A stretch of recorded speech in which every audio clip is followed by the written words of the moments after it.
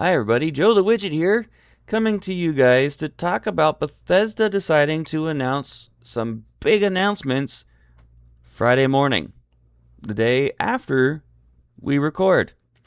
Now, the episode still has a lot of amazing talking points between myself, Kilo, and KingFanMan regarding the layoffs and the battle with Bethesda against Xbox, as well as other good news that's still valid. So please check that out and enjoy. And don't forget to comment below. Thankfully, Pokori in our Discord brought it to our attention. The first thing Friday morning after Bethesda announced it, I was too busy at work to do anything about it. But my best friend, my brother, my co-host, Kilo, was able to jump on it and release this little video that I'm about to play for you guys after I'm done talking, with all the different updates from Bethesda. And there's some really good nuggets in there, guys and gals. And I want to take this time to say, we told you so. Hey, figure that. Go figure. We actually know what we're talking about. So even though some of our information in our episodes is just a little bit outdated in the news and a little bit in our talking point, but only very tiny bit, please enjoy the rest of the episode. It's a good one, guys and gals. I got to tell you guys about this. We have a big Bethesda update. Starting with Starfield. We got new stories coming, gameplay improvements, Starborn content next year, confirmed. This is from Bethesda.net. Fallout, multiple projects in the works. The next major expansion for Fallout 76 is a prequel to Fallout 3 called Raven Rock. Fallout 3 and New Vegas remasters confirmed. Fallout Shelter, we got new seasons of that. We also have a Fallout Shelter TV show in the works with Amazon and Kilter Films. Fallout Season 3 currently in production. Also, they confirmed a new Fallout project with Obsidian. No other details at this time. Zenimax Online Studios will be working closely with Bethesda Game Studios. We're going to partner on ESO as part of the restructure. We don't have a full roadmap for ESO yet, but I'm sure that's coming too. Elder Scrolls 6 and Fallout 5. They are both developing in the Creation 3 engine. They also said that they're going to continue to support creations and modders across all of their franchises that have mods and creations. Fallout 5, confirmed development. Fallout 5 is in pre-production. Elder Scrolls 6, the main focus, however. That's all I got for now. Definitely tune in to Bethesda Unpatched Thursdays live on YouTube at 9 o'clock Eastern, 6 o'clock Pacific. We got the podcast drops on Friday and the edited version drops on Saturday. Peace out.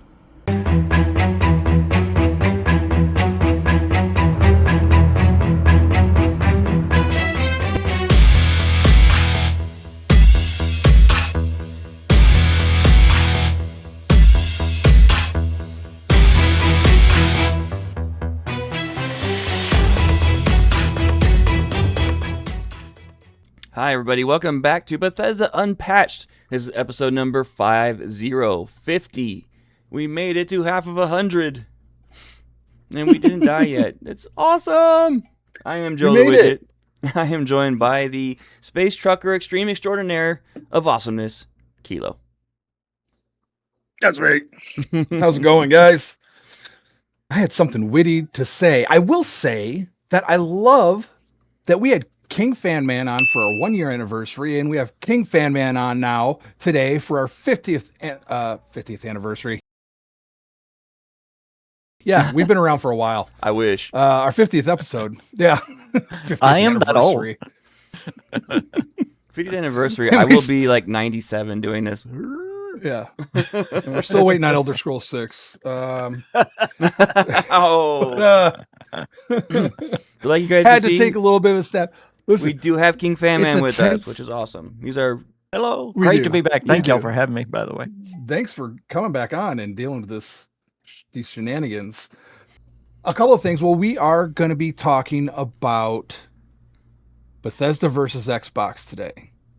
We got a little bit into it last week, obviously, but after a TikTok video that I posted on our wyrdkhaosmedia account over there, I wanted to have a conversation about where does the fault lie, who's right in this situation, and just kind of go over what we know, what I've seen out there. Of course, lately there's been no shortage of Bethesda haters, but is it justified? So No, we'll talk a little like bit always. about that. I'll give you guys the answer right now. We got a You're bunch- done. No.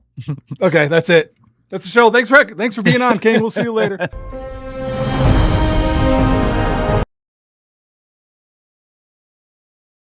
Yeah, we are Bethesda Fancast, but we do keep it real around here. I do have one announcement, which is Canada's burning down. Apparently, burning to the ground. I just wanted to. That's been my whole day because I've been out in it the entire day, and holy crap, in the Midwest is the smoke heavy.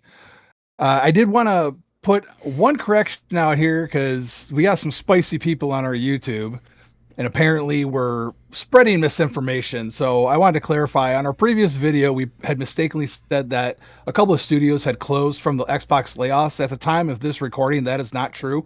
It was simply misspoken. We do have an outline, but sometimes the words get ahead of ourselves. It wasn't intentional, and I believe we had just talked about Ninja Theory or Arcane closing when we were recording at that time. So Yeah.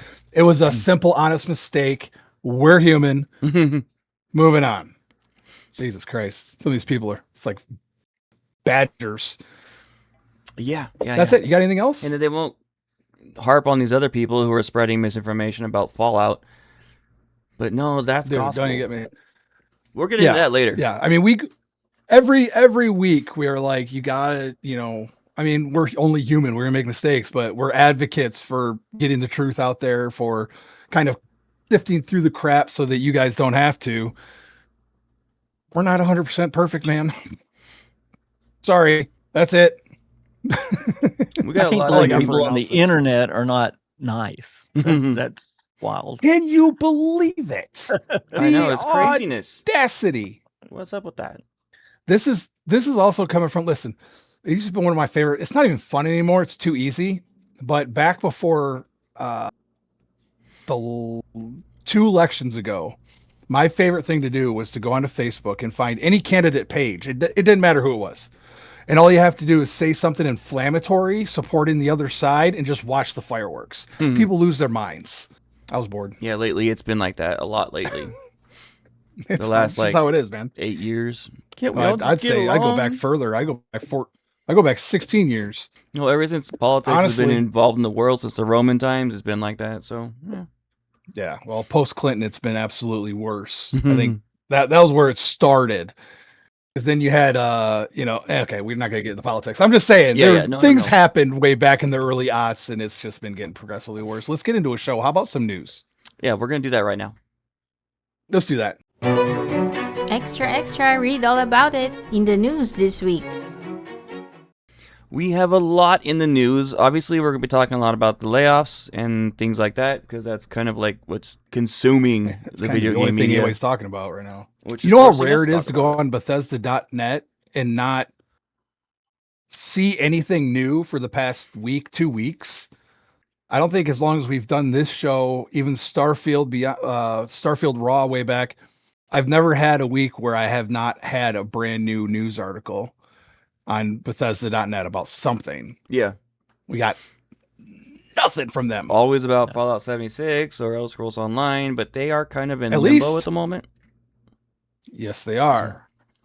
Very. And I guess we're going to find out exactly what that's going to look like in the future.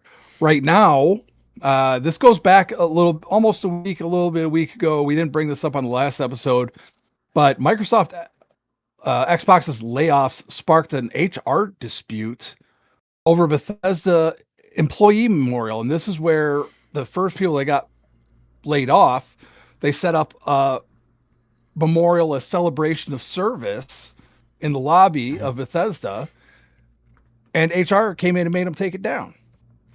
Well, look at it. I'm from devil's advocate here. I'm not saying I agree with this. I'm just saying from Microsoft's point of view, having something like that in an office can really damage employee morale and create a negative environment. That's what they were. However, taking it down would make morale go down even further. Exactly, but they don't think that way. They think the other way. So Yeah. I'm with. I agree that it should have been able to stay up, but I do hear morale as at an all-time low, obviously, at Bethesda Game Studios, Zenimax. Absolutely, and it's this is where we're kind of getting into a little bit of sticky territory, because the last time we talked about this kind of thing in the industry was back in Cyberpunk 2077 and their rush to push that game out on the initial release. And this is part of the problem. They're cutting these developers. We got about 50 from Bethesda Game Studios, 50 from that studio specifically that have been cut. It's more than that now. Yeah, but go ahead. Yeah. Well, my point is that you're taking away the manpower. How much of that essential manpower are you taking away?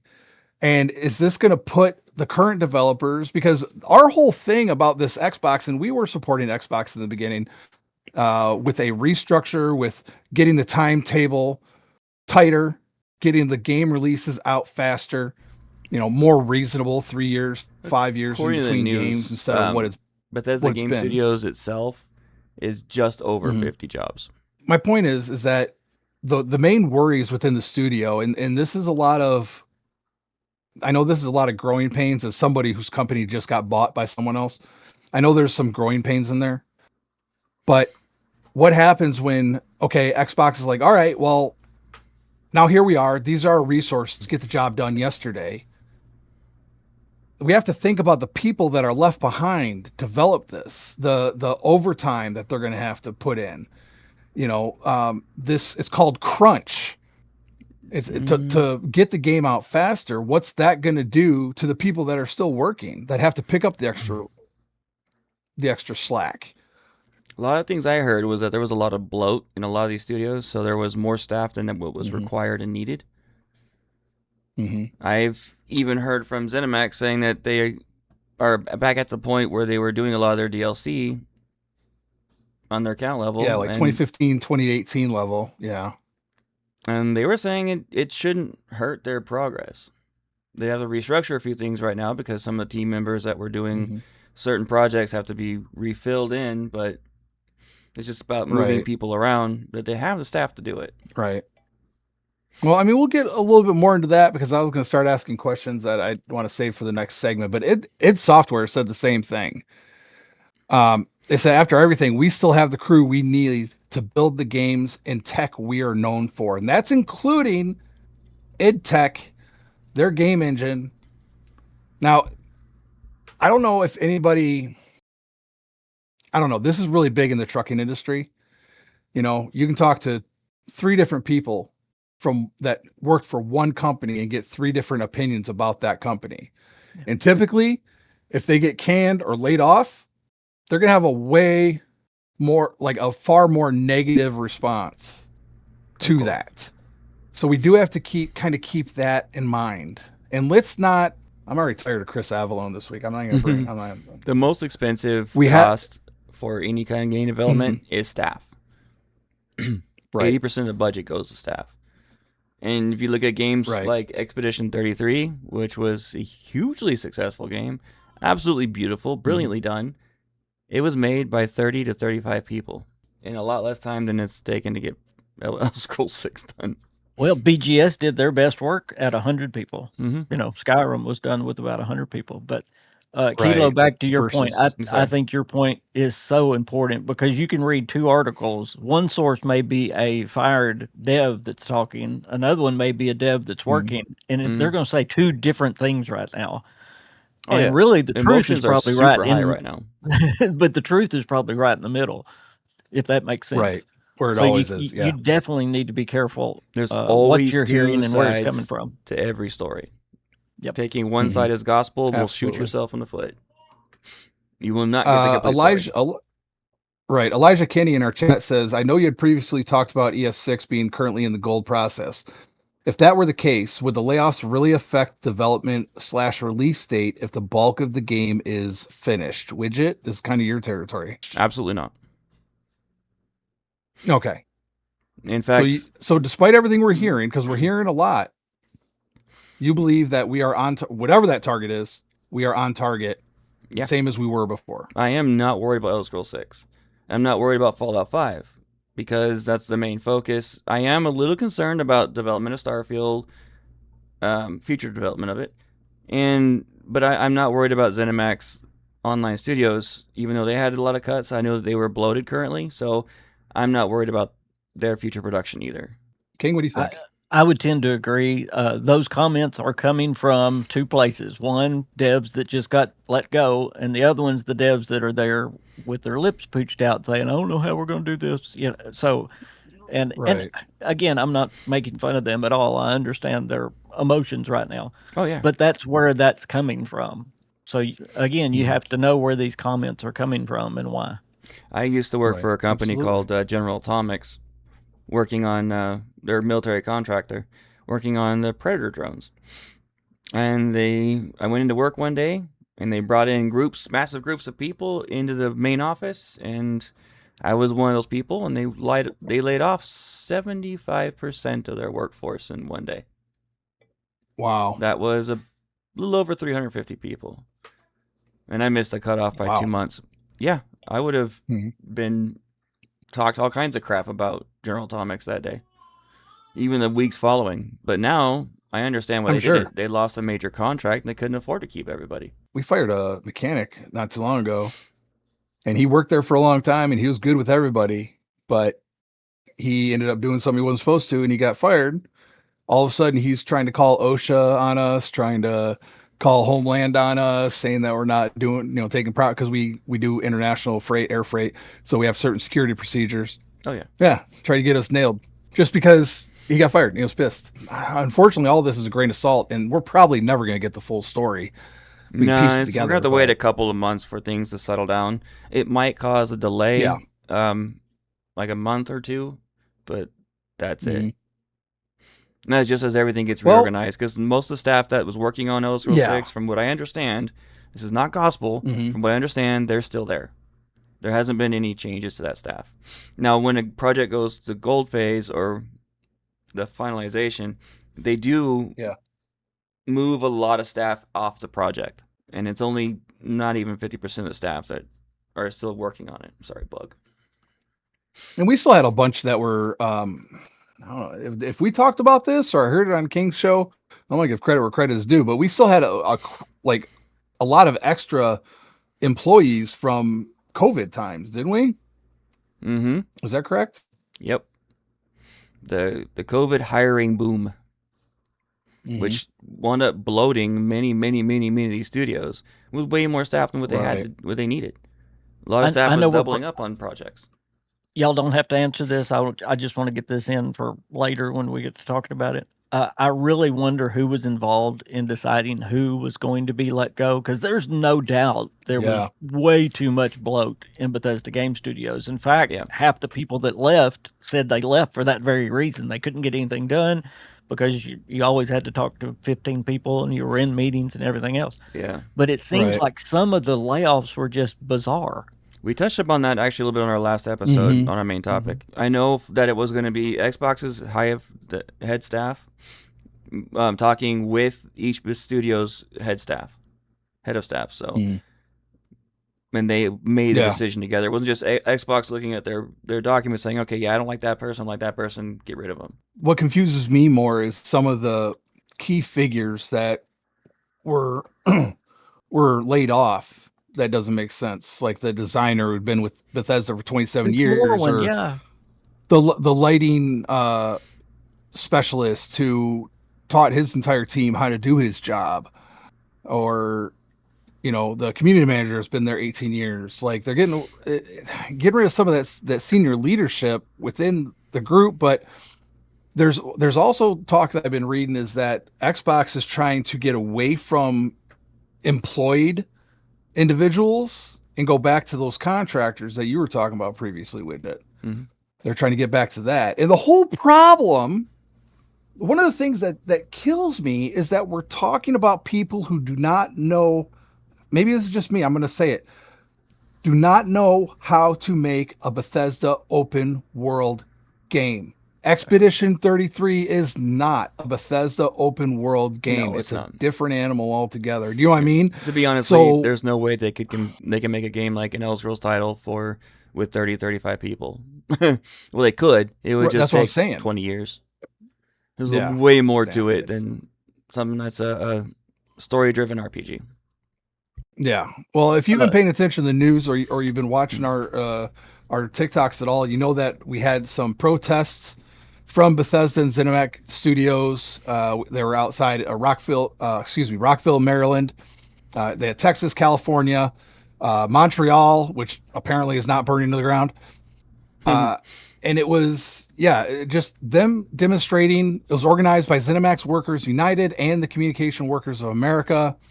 I don't know where one BGS fits in there, which is also a workers union. Obviously, in response to the restructuring, it's not just about wages and benefits. We're losing people that have institutional knowledge, and it's putting more, this is what we talked about. It's putting more pressure on the people who remain. I don't know what it's like down there in Arkansas for you right now. But we had a couple of really brutal days, like 100+ degree days, which is a lot for the Midwest. And these guys were in 100-degree weather protesting. It was the only thing that confused me when I saw this article was that it was basically like a lunch break protest. It was a lunchtime rally that took place in near 100-degree Fahrenheit heat.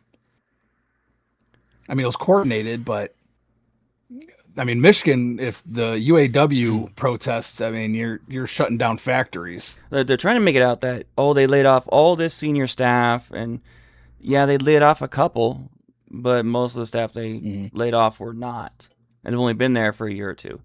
And we don't know their HR records. Yeah, that's true. We don't know. There could have been things in the background that could have been very valid reasons to let them go. The only thing I'm hearing, back to Kilo's point, is at both the main Maryland studio and Austin, they are already training contractors. So that does seem the way that Microsoft is going. Instead of having these big, huge studios where you have to pay benefits and everything else, let's outsource it. And then when we're done with the project, we don't have to pay them no more. And Widget himself was talking about that last week, because that was his experience. That's why he left game development, because the contractor status was just too hit and miss. Yeah, I would love to do it again, but I have a 9-month-old baby, a beautiful wife. I cannot afford to do that. Yeah. I feel for anybody that's left in the industry right now. Can you imagine working for Microsoft? I mean, they've still got another round that's going to be just as big to go through this year. Yeah. So they're saying over the next 12 months they got about the same amount they're going to be doing, but spread out. 3,200. Yeah, 3,200 and all their 1,600 more coming. By June. Yeah. And they are hiring more people too. Well, they can pay them less if they haven't been there for 27 years, I guess. I do have one other piece of news from Xbox. I didn't put it in the notes, but it is allegedly been leaked. Grain of salt. Project Helix is going to be coming with the disk drive. We did talk about that a couple weeks ago when we brought up that, which one was it? I can't remember which gentleman it was, had said that they were reevaluating Project Helix lately. Looks like might be still getting the disk drive in the Xbox. It's an easy layup win for Xbox if they do it, because I mean, what's going on with Sony right now? Yeah, absolutely. I actually, one of the comments was, if Xbox actually does this, everybody from PlayStation will come to Xbox. That was one of the comments on the post on Threads that I saw. Yeah, I've been saying for a very long time in all my podcasts over the years that physical media is going to be going the way of the dodo bird. It's expensive to produce, and games are just getting more and more expensive to produce. Yeah, but you got to listen to people, man. You hear what George Lucas said about AI, generative art? He basically said, like, get with it. It's going to happen. It's the future. It's going to happen. That's George Lucas of Star Wars fame. But also, I thought about it after I read that, and I'm like, George Lucas was pioneering special effects from A New Hope on. Like, he was always a pioneer for special effects and using any tools he can to get the story told. So it kind of, unfortunately, makes sense coming from him. And apparently, there's Japanese, what was it? Something like, it's actually 100% of Japanese companies that make online games using generative AI in their artwork. Wow. Yeah. Just because someone's famous does not make them right. Also true. I agree with that 100%. You know, it's funny. I think it was last podcast y'all covered it, that Xbox is doing that disc to digital. Mm-hmm. So I mean, it's almost apparent that Xbox was probably going the way that Sony went before all this. Yeah, the negative backlash that Sony's getting. All They this decided happened. to Yeah. shift focus. Yeah. It's like, oh no, yeah, we'll have a disc drive. Well, I do have. Let's switch up the tone here a little bit. I do have this article I kind of want to mention it. It's Obsidian director blasts people running their mouths about how the studio has changed after Xbox layoffs. Mm-hmm. And basically what he says in the article is to go kick rocks. That there's a lot of cold talk, like armchair quarterbacks that have a lot to say that have no idea what about the people or the work or anything like that. And I 100% agree with that, because we see a lot of that. I mean, at least we have Widget here who is in game development. I went to school for game development. I'm not saying that gives me more authority than anybody else out here talking shit, but it's I understand that frustration. We try very hard to not assume things. We do sometimes. It's hard not to. But you know what they say about assuming? It makes an ass out of you and me. Yep. Yeah. Yeah, that's what a lot of these people are doing, are assuming that this is happening because of this. Yep. Joke's on you. I was an ass before I started.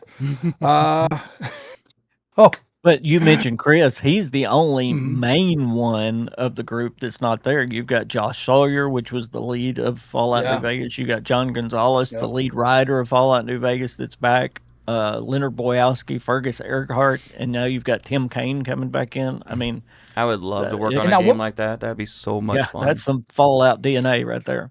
If they want someone and at to this point, though, I just remotely do some work for them, I'm game. I'll send my resume. Yeah, we're down. I want to. We don't know what the Fallout project Obsidian is working on is.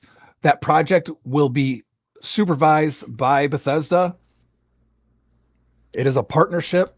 Obsidian is not stealing the franchise. Yeah, I was saving this for the next main topic. But it could be a shot across the prow. It could be a shot across the prow, just to maybe, I don't know, but that is not what's happening right now. We don't know if it's going to be a New Vegas 2 or if it's Fallout 5. And I am so sick of all these bonehead media out there saying that Bethesda is dead in the water because they don't have Fallout anymore. That is not true. And it's all based off the same thing. They're saying that because Obsidian got a Fallout title, that means that all of Fallout's going to Obsidian, which is not true. That's the assuming again. I believe Fallout 5 is under development right now by Bethesda. And it has been. So, it is. For over a year. Absolutely. So it's 100%. We talked about it. Yeah. Everybody acts like they didn't hear it from a year ago, but it was literally reported it was greenlit, and everybody's like, I wasn't greenlit. Franchise. It was greenlit. And I imagine that Todd Howard's going to be the executive producer on this Fallout game, the one made by Obsidian. Yeah, that's a safe assumption. Yeah. Did you hear, Chris? Since you had to bring him up, what I didn't want to talk about was Chris Avallone blowing smoke at the TV series. Did you read this article, King? Yeah. He's saying you have to know Chris. Chris is he's a strange bird. Yeah, that's what I hear. Yeah. So, what are we playing Doom on this week?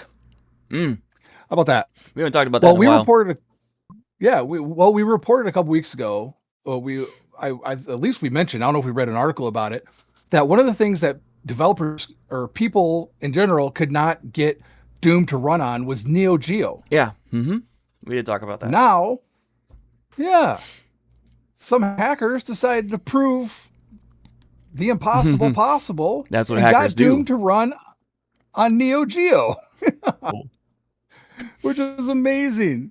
If you don't know, youngins, Neo Geo was a short-lived and not very successful gaming system from the 90s that did not last.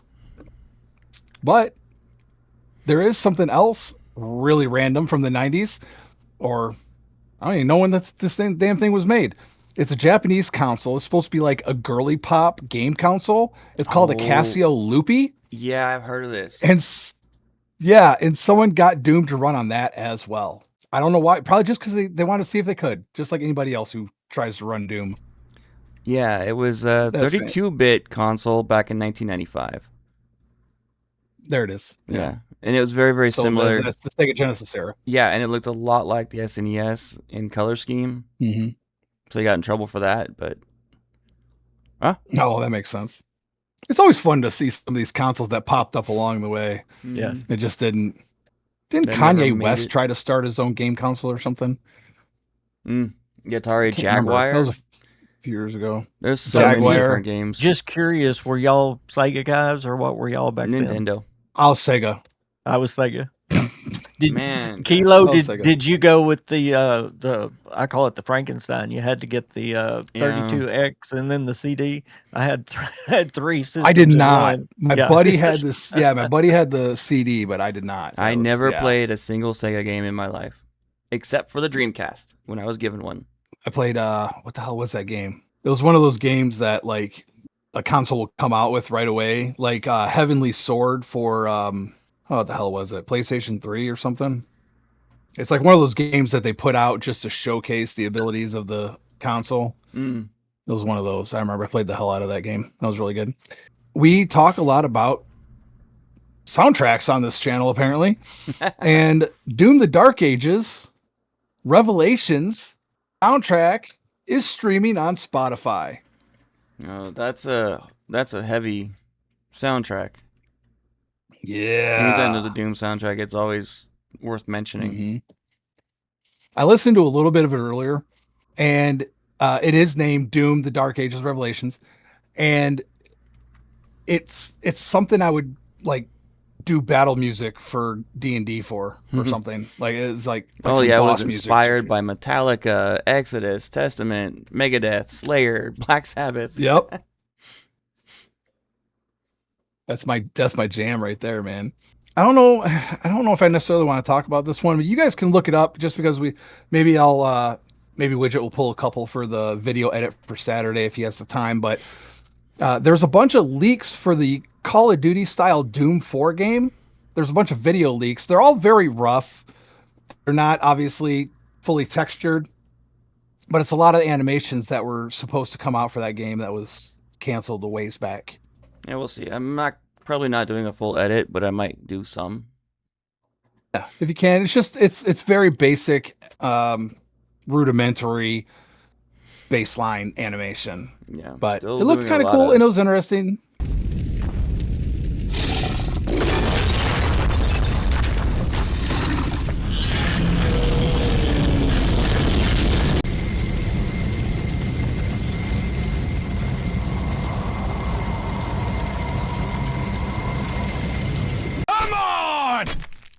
Is that all you got? Son of a bitch!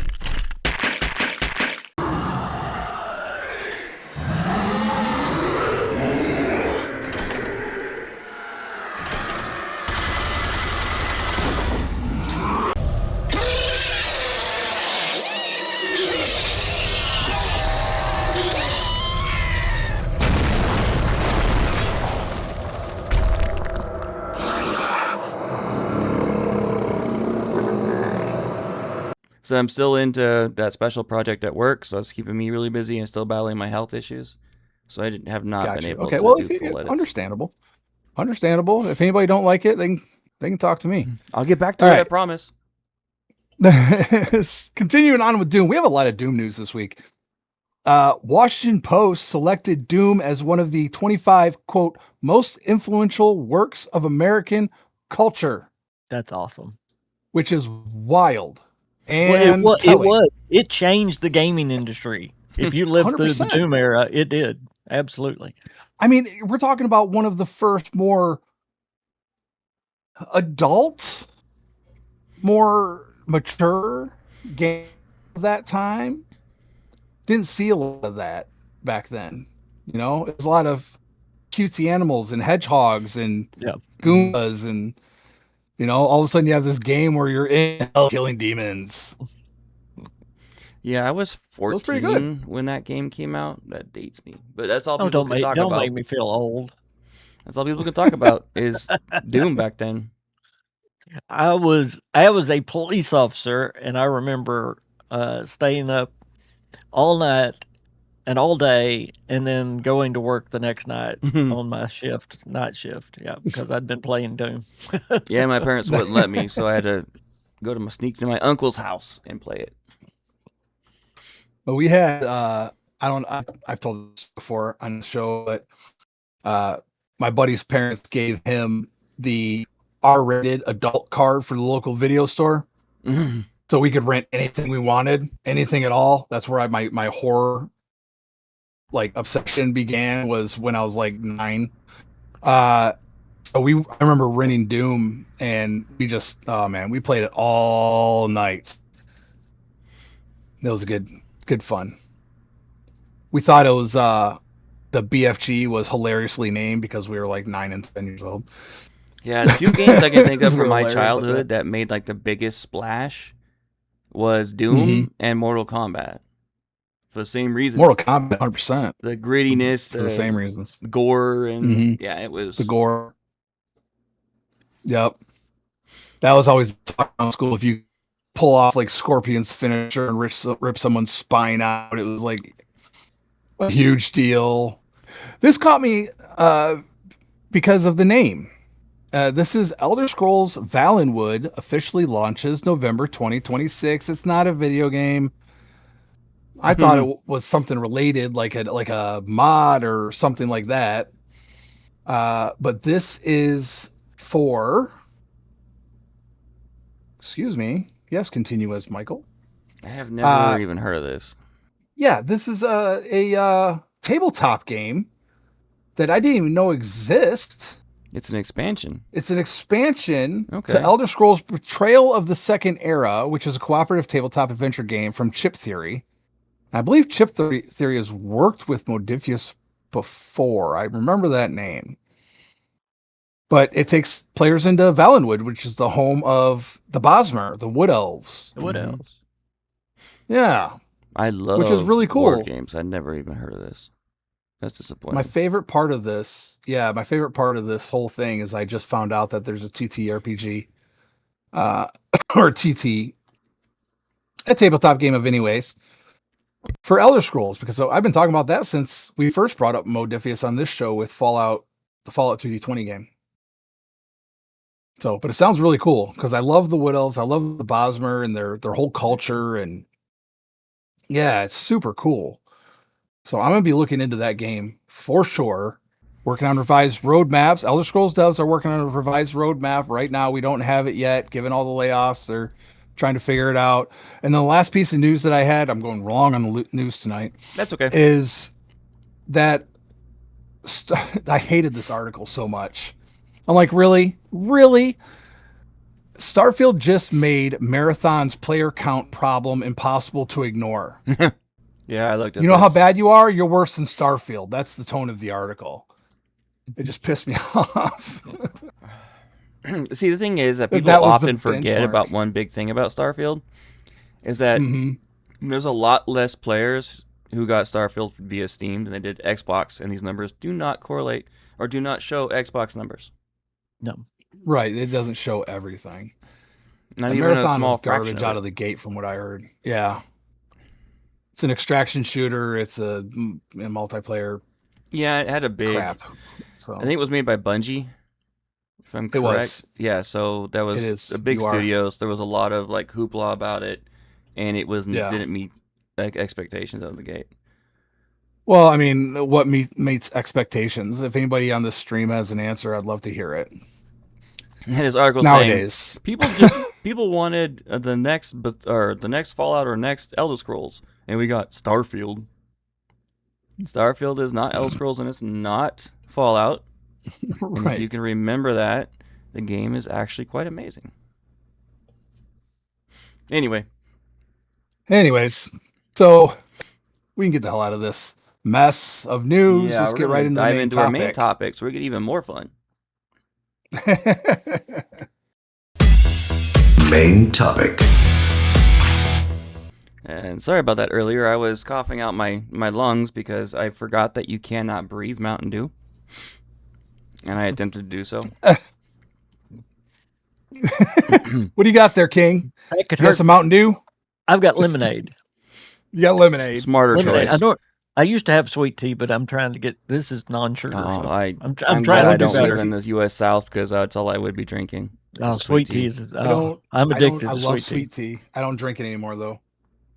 Can y'all My even wife find makes, it up still there? makes. We make it ourselves. Okay, I have a quick. My wife's family is from Virginia.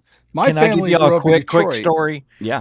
We Sure, go we ahead. went to Pennsylvania on it was a business trip for my wife a few years ago. Yeah.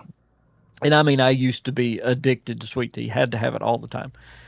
And they didn't have anything up there. I mean, you could order it in a restaurant. Of course, they'd bring you tea and they'd bring you sweet and low, or Yeah. something. Oh, that's not sweet tea. But anyway, coming back home, coming back to Arkansas, I think we get to Indiana somewhere, and finally there's a Sonic. It's like, oh, I know they're going to have sweet tea. So we pulled through the drive-through thing. I want a large sweet tea. Give me a Route 44 sweet tea. And we're pulling off, and I take a sip, and I go, "Oh, this is unsweet." So pull back through. No. Yeah. No, this is unsweet. Can you give me? Well, anyway, that happened again. So finally, the third time I walked in there, and I go, "Y'all keep giving me unsweet tea." And they gave it to me again. Long story short is that was their sweet tea. Yeah. I mean, I think they were waving sugar over the top. And I had to explain to what real sweet tea was in the South. You got to put 2 cups of sugar per gallon. Right, pretty much. My Yes. favorite city in this country. I've been to every major city at least twice, and my favorite city is Savannah, Georgia. Been there a few times. And it's funny, if you order tea and you ask for iced tea without sweetener, they look at you like you are the strangest person alive. Amen. Yep. Amen. Yeah. Yep. And if you don't have sweet tea with every meal, you're weird. Yes. And that's how it is in alcohol. Listen, Arkansas. don't ask for your tea with no sugar, and don't ask for your chicken grilled. All right, two things you don't do in the South. Amen. Hell yeah. Okay, man. so our main topic tonight is Bethesda versus Yeah. Xbox. It's tea, sweet tea. Yeah, sweet tea. Sweet tea. Love it. Tea versus sweet tea. I live in Southern California. Do not hate me for that. I hate myself for being here, but I can't help it. Is we don't have sweet tea to save. They have like sweet tea from Lipton and things like that. It's nothing like No. Southern sweet tea. It's the best thing ever made Mhm. in a cup. Anyway, before we jump into this main thing, the lead boss of Bethesda, Jill Braff, did come on, and she did make a statement that puts things a little bit more perspective. And they said, the layoffs and change in strategy reflect the realities of our industry and business and our responsibility to ensure Bethesda is operating from a more stable foundation. To be successful in the future, we need to change course, Braff continued. We must strengthen our business, return to sustainable growth, and ensure we can continue investing in our franchises and our players. I know that doesn't make a day like today any easier. All right. Well, King, you want to kick us off? Yeah. Yeah. I have a huge mixed feelings on this. I'm really not on either side, because I have to start out by saying, again, and I think y'all have said this, these changes were absolutely necessary at Bethesda. I mean, it was a mess. There was bloat, all those things. But then you look at Xbox and the layoffs, it was just, some of them just do not seem right. So I can't side with either side. Yeah. In fact, one of the devs came out today and said these layoffs were bizarrely self-defeating and needlessly cruel. Of course, again, that's coming from somebody that's gone through it. Right. But it's almost somebody from the outside looking in. It almost looks that way in some cases. Yeah, I've been a manager for 15 years in my career life. So I think about the background of it, because when we let people out or let people go, laid them off, it was because we had valid reason. Even if they were a veteran and they know their job better than anyone else. But if they mess up and HR has to get involved, then, well, you're going to be let go. Right. I'm with Right. King. And I don't know. I'm not either way. I'm trying to get a view from every perspective. Like, I feel for the employees that got let go. Right. No one hates or no one likes being let go. I know some people who did, especially during COVID, where they would just collect unemployment. I know the few times I've been laid off in my life, which has only been twice, it was devastating. The last time with General Atomics. I didn't know what I was going to do. For a week, I was lost. Yeah. So I get it. But I also understand that there's a lot more than was being shown and being said. Absolutely. And how they did I just want to take these people. I just want to take a second real quick. Anybody in the chat, if you're watching us live right now, go ahead and share your thoughts and questions, anything like that. I'm watching the chat over here. We'll get to you. I'm trying to look at it from the perspective of a gamer. Okay. And there's two sides to that coin even, because we have the series that we love, Elder Scrolls, Fallout. For me, Starfield. I love Starfield. We have these games that we love, and we don't want to see the company that makes them hurt. I don't want to see people losing their jobs. I people having to go home and how many, a few hundred people had to go home and tell their families that, that they just lost their jobs under whatever circumstances those may have been. I can only suspect that there's some kind of severance package for the ones that have been there longer. I don't know. But at the same time, being a gamer and a fan of Bethesda games, and I saw this a lot today and yesterday since I posted that TikTok, that we want the damn games. You're a gaming company. Put the games out. I am. And if we have this bloat, these layoffs, why is it taking so long? I'm all for these layoffs. It's going to mean we're going to get the games we love quicker. I don't want to wait 10 years for Fallout 5. I know no one else does. You're about to say something, King? Sorry. Right. Well, absolutely. The sad thing is, a lot of the people that made the stupid decisions, and again, this is nothing against Fallout 76, nothing against Starfield. I like both of those games, but the decision to do those back to back was really dumb if you think about it, because most people were wanting the Elder Scrolls and Fallout single player games, and then they put those back to back. So you're saying how long it takes for the games? It's only been 5 years is the most they've ever taken for a game. That was Starfield to this point now. Okay. So if they would have put out the Elder Scrolls 6 before Starfield, I think that may have fixed some of this problem. If Phil Spencer would have done more of his job and not listened to Todd and let Obsidian go ahead and start working on Fallout, I think that would have, again, I think there's a lot of places in management where it broke down. And sadly, those people didn't lose their job. I'm going to say this, and I think I'm going to get a little bit of hate, but I think their whole idea of putting everything on Todd Howard, and where it has to be one game at a time because that's what he wants so he can get hands-on with all of it, was the worst mistake they could have made. Like you said, if they had a different team working on Starfield, if it was Todd's baby, so what he wanted to do, put him on that game. But have the other teams working on the titles that they know the players are craving. BGS has 4 studios. They have the staff at Bethesda to do this. I don't know why they're not. They have plenty of employees. So whoever's been making that decision, of course, it's not Jill. She just come in, Jill Braff, the one you read the comment from, she came into 2023. I'm guessing Todd Howard's the ones that's been making the decisions about what games and when and all that. Right. But I think you're right. I think we would be having a much different conversation today if after Fallout 76, we saw Elder Scrolls 6. Then get creative after Elder Scrolls 6, and then we can talk about Fallout 5. If they had just switched those, and maybe Starfield would have been a different game at that point. Maybe it would have been more successful with more time to cook, maybe, or creation engine. Todd Howard's also the one that stopped the Obsidian Fallout game, as we're hearing now. I mean, it's coming out. Multiple sources are saying that now. So, I mean, there's 2 ways that Todd really failed, not as a game developer. I think Todd is extremely talented as a game developer, but as a manager, he's not been good, in my opinion. Well, if anybody else had seen that and had been calling the shots at that time, okay, look at what preceded that. It was Fallout 4. Fallout 4 at the time, it is considered one of the better Fallouts by a lot of people nowadays, especially, we've talked about that before, if it's their first Fallout. So you proceed with Fallout 4. The fans aren't getting necessarily what they expect. And then you're talking about a studio who had one of the most popular Fallout games in their catalog, which was New Vegas, why wouldn't you at least entertain that idea? To go back, like, hey, let's see what you can do with it. Yes. Knowing there's a TV show coming up, and all you have to do is look at any of the other TV shows or movie that's come out and seen what that's done for the games.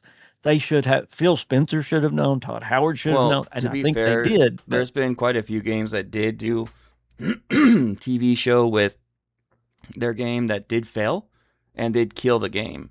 There was an MMO, I cannot remember the name of it right now, but my favorite group, Imagine Dragons, did one of their most famous songs for that game. They did Radioactive for it. It was like this post-apocalyptic game, and what they did is they had a TV show, and every episode that they did for this show that came out, the game would reflect it the next day for that week, and it would be in that world MMO, and the TV show flopped.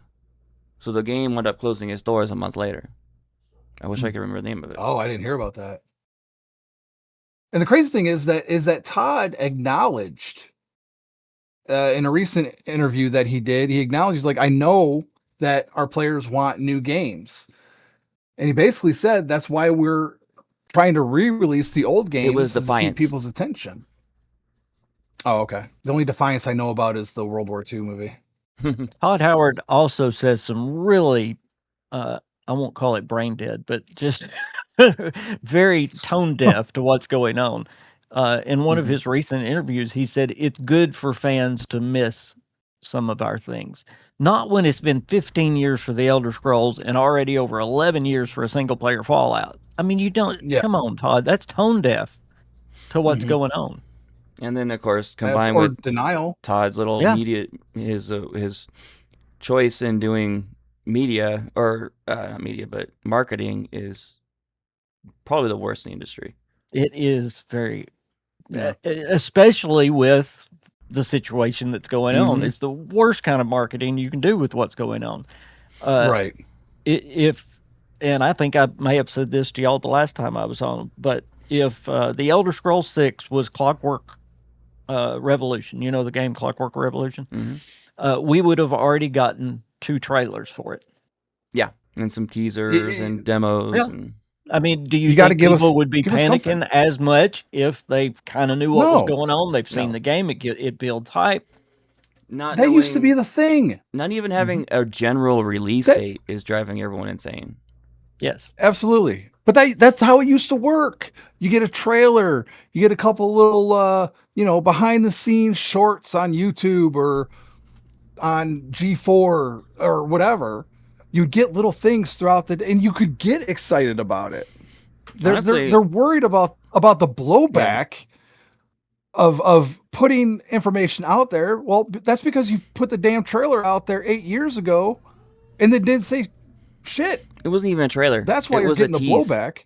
Yeah, a teaser. It doesn't qualify as a trailer, but you know what I'm saying. I think Todd's just afraid that he's going to put something out and it's not going to meet expectations of the fans when the game releases, and it's going to ruin his career. Well, at this point, it's all or nothing.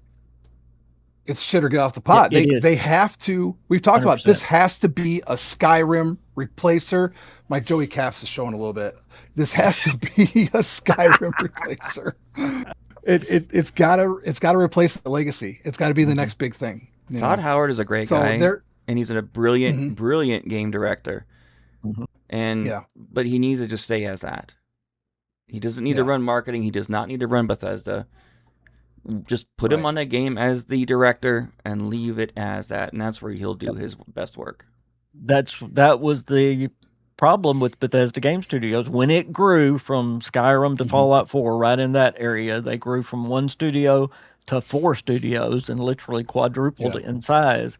And Todd went from being that game developer, which, by the way, I think hurt Starfield as well, and went to managing these 4 studios. And he's not a manager. He's proven that. How do you go over 10 years? Think of it. 4 studios over 10 years and not one person working on a single player Fallout or Elder Scrolls game.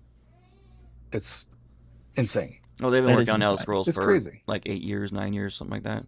I mean, regardless, he shouldn't be the lead director of Elder Scrolls 6 at the same time trying to manage all the studios. And And the TV show, and yeah, that's what where else does he have his it's hands in? really Indiana hurting development. Jones, and yep.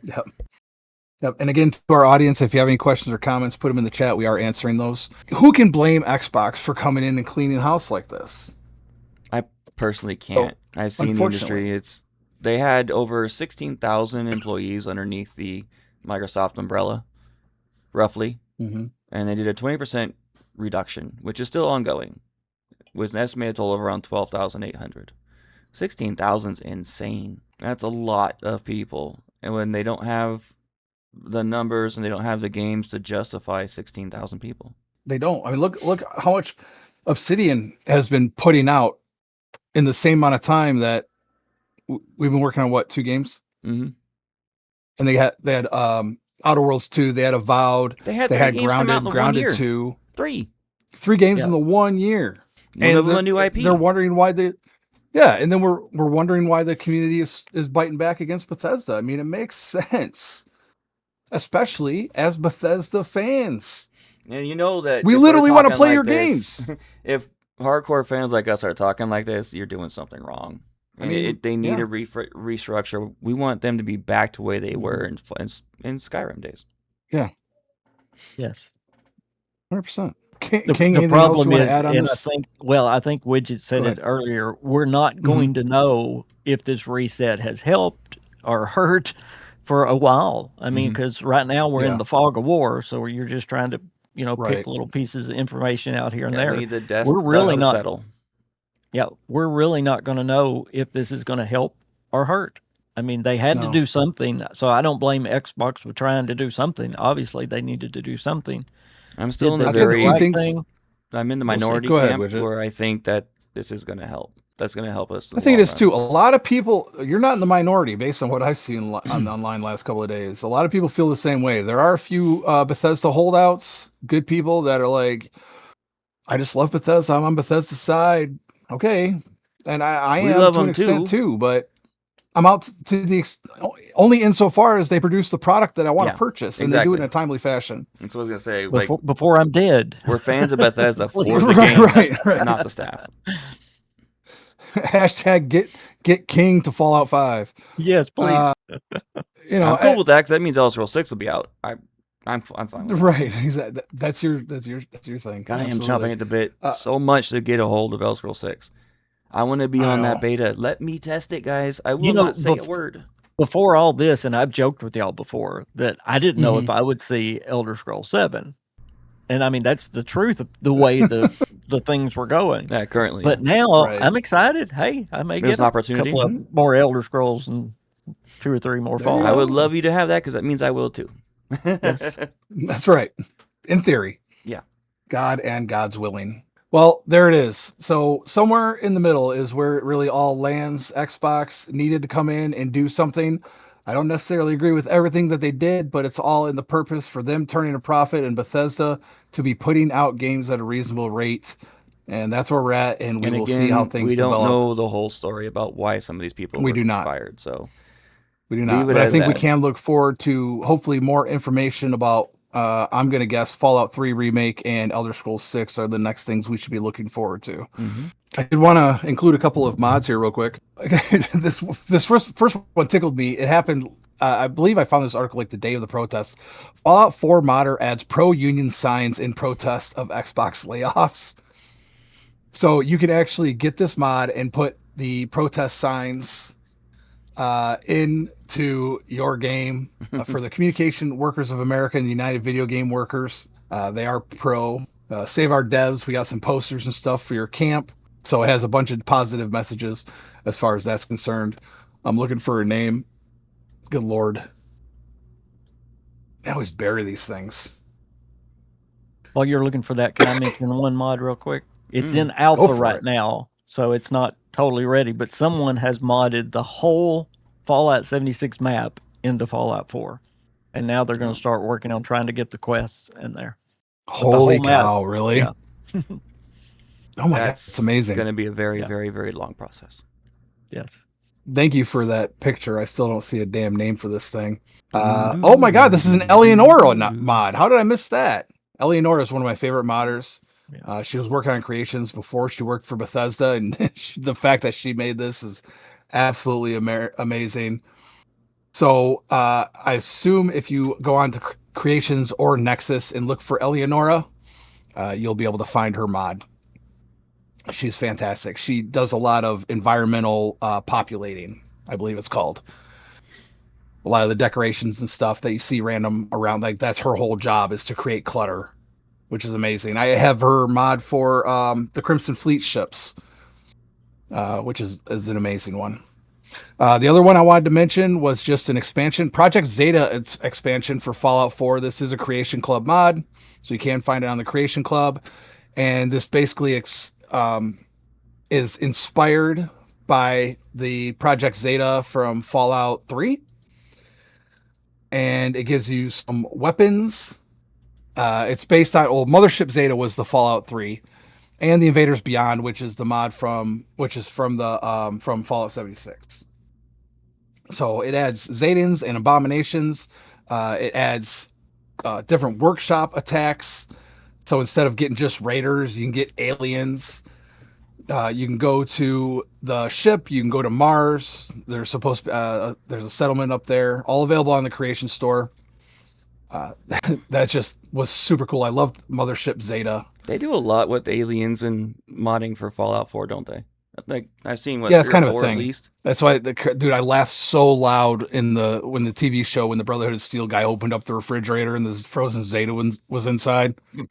I about died laughing. Mm-hmm. Yeah. If you guys and I just want to go ahead. If you guys haven't heard, we covered every episode of the Fallout TV series back to back last year. And I don't remember exact episode numbers, but it's in the episode title. So it was 16 weeks. Yeah. Wow.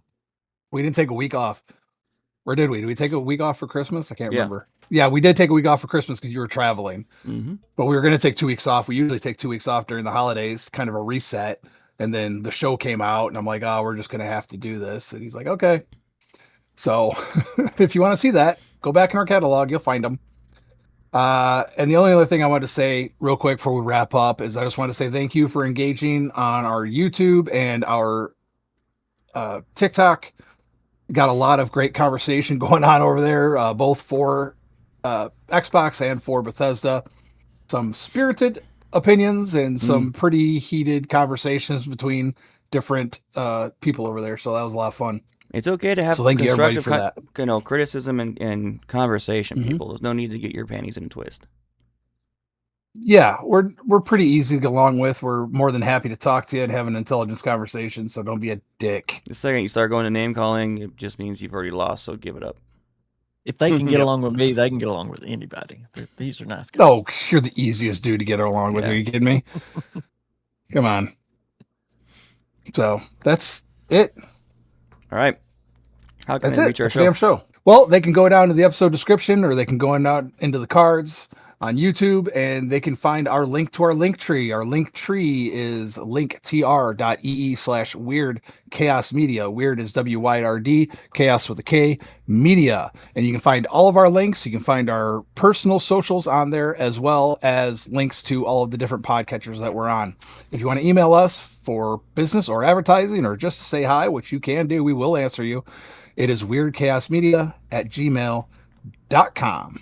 Please like and subscribe. If you like it and you like our content, subscribe to us. We really appreciate it on YouTube. It helps us a ton. And that little bell icon lets you know that, hey, a short came out, or these guys put up a new episode. Mm-hmm. We're very consistent with our episodes, our main episodes, but the shorts, I'm experimenting with different times and stuff like that. So they come out at different times. Yeah. If you feel so inclined to do so, please give us a 5-star review on iTunes and Spotify. They are giant helps. It says tells the algorithm that these guys are worth listening to, so it recommends us. No, that's mandatory. Not if you're inclined, just do it. Do it. Do it now. And that's gonna wrap it up. King, do you want to shout out anything you're working on or doing? I just did a video for 5 more DLC size creations on Starfield, so y'all check that out on my YouTube. Yep, I'm gonna check that out. Some of them are check out KingFanMan. Really good. Yeah. If you don't follow him, follow him. Yep, he's got his you got your Bethesda Brothers podcast with Joey Caps, who I just love listening to that dude talk. Yeah, you have the King Cast on Saturdays, and now you got, what's the one you're doing one with Mississippi? She seems salty about that too. the King and Queen Cast during the week. Yeah, the King and Queen Cast. Yeah. Yep. And then all your lore videos. He did a bunch of spooky places videos. He's got a lot of great content. I can tell you one thing. Check him out. If Kilo and I could do this full time, we would be doing probably like 3 or 4 shows a week, if not more. Man, easy. Oh, speaking of which, I have another. I got something I got to talk to you and about. not just about Bethesda. Speaking in that vein, Widget, me and you got to talk once we're off the air. All right. Well, we're going to wrap it up right here. And thank you so much for listening and watching, everybody. And have an amazing week out in Bethesdaverse. Peace out.